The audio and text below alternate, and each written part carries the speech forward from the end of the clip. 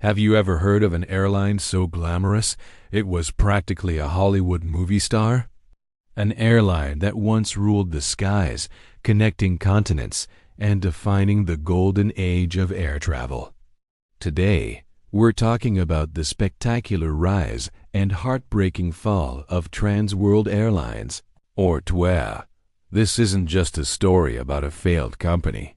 It's a saga of ambition, innovation, betrayal, and the harsh realities of a changing world. Let's rewind the clock.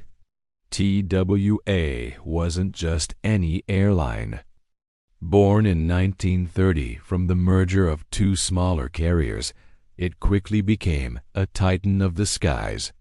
Its story is inseparable from the legendary Howard Hughes, the eccentric billionaire aviator and film producer who took control in 1939. Hughes envisioned an airline that was not just about transportation, but about experience. He pushed for cutting-edge aircraft, like the beautiful Lockheed Constellation, which he helped design. The Connie, as it was affectionately known, could fly higher and faster than its rivals, allowing TWA to pioneer transcontinental and transatlantic routes. Under Hughes, TWA became the airline of the stars. It was the epitome of style and luxury. Think in-flight fine dining, comfortable lounge areas, and impeccable service. Flying TWA wasn't just a trip. It was an event. They were the first to show in-flight movies, the first to introduce a non-smoking section, and the first to span the globe with routes connecting America, Europe, and Asia. In the 1950s and 60s, TWA was on top of the world. Its iconic red and white livery was a symbol of American power and prestige. The TWA Flight Center at New York's JFK Airport, designed by Eero Saarinen, is a masterpiece of architecture that perfectly captured the futuristic spirit of the jet age. It was, without a doubt, TWA's golden era. But like many epic tales, the seeds of destruction were sown at the height of success. The first major problem was management. Howard Hughes, for all his genius, was also famously erratic and reclusive. His micromanagement and unpredictable decisions began to stifle the airline's growth. While he was focused on aircraft, he neglected the financial and operational side of the business. A legal battle over aircraft financing eventually forced Hughes to sell his controlling stake in 1966.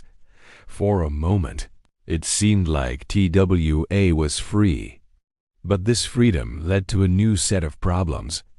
The airline embarked on a disastrous diversification strategy, acquiring companies that had nothing to do with aviation, like Hilton Hotels and the Hardee's fast food chain. The idea was to create a holding company that was less vulnerable to the ups and downs of the airline industry. But in reality, it just distracted management and drained resources.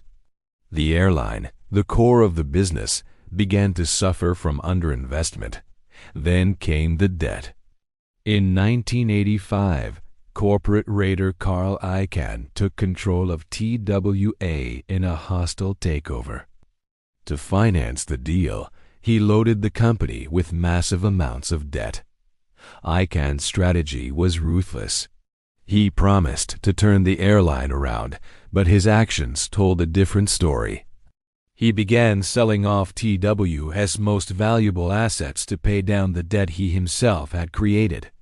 The most devastating move was selling TWA's prized London routes, its gateway to Europe, to its rival, American Airlines. This was a critical blow, stripping TWA of its most profitable international operations and severely weakening its global network. In 1993, Icahn left the company, but not before striking a deal that allowed him to buy discounted tickets from TWA for years, a move known as the Caribou deal that would continue to bleed the airline dry. As TWA was being dismantled from the inside, the world outside was changing rapidly. The Airline Deregulation Act of 1978 had thrown the industry into chaos. Suddenly, airlines were free to set their own routes and fares. This unleashed a wave of new, low-cost carriers like Southwest Airlines.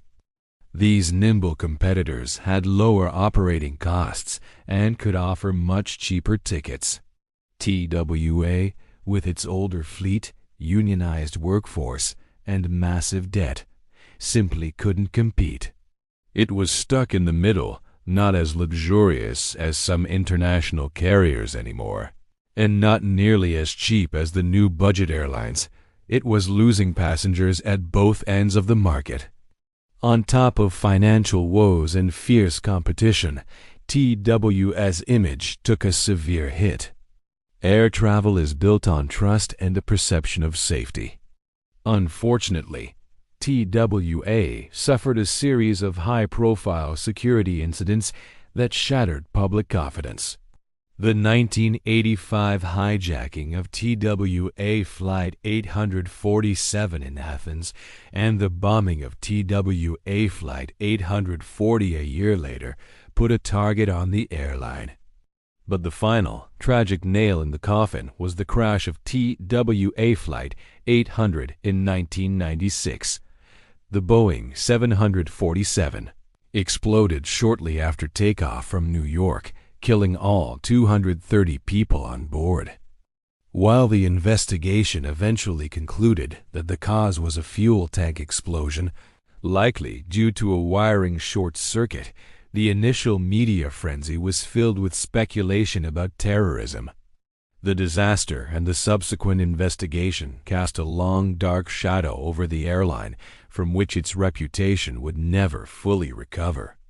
The combination of crushing debt, asset stripping, intense competition, and a tarnished safety image created a perfect storm. TWA found itself in a death spiral.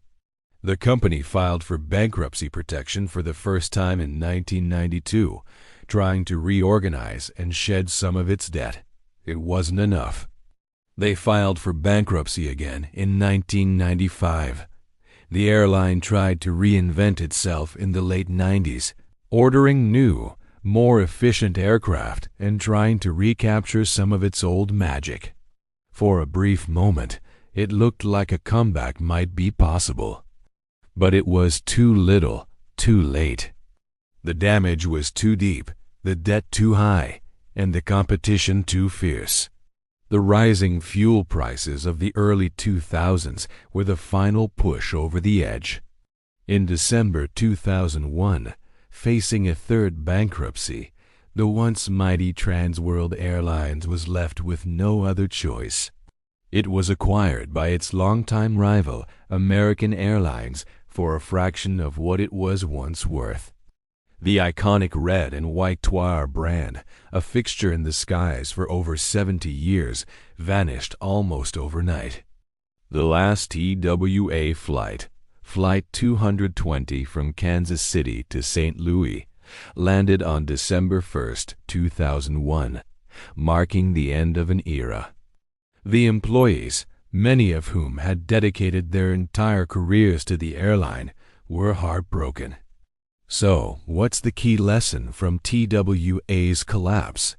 It's a powerful reminder that no company, no matter how iconic or dominant, is too big to fail. TWA's story shows us the dangers of poor leadership, the crippling effect of debt, and the absolute necessity of adapting to a changing market. The airline was hollowed out by corporate raiders, outmaneuvered by leaner competitors, and battered by tragic events. It lost its way, forgetting that its most valuable asset wasn't its routes or its planes, but its brand and the trust of its passengers.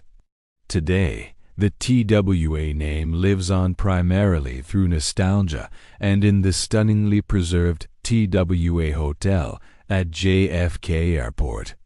It stands as a beautiful monument to a bygone era of aviation, a time when flying was an adventure filled with glamour and excitement.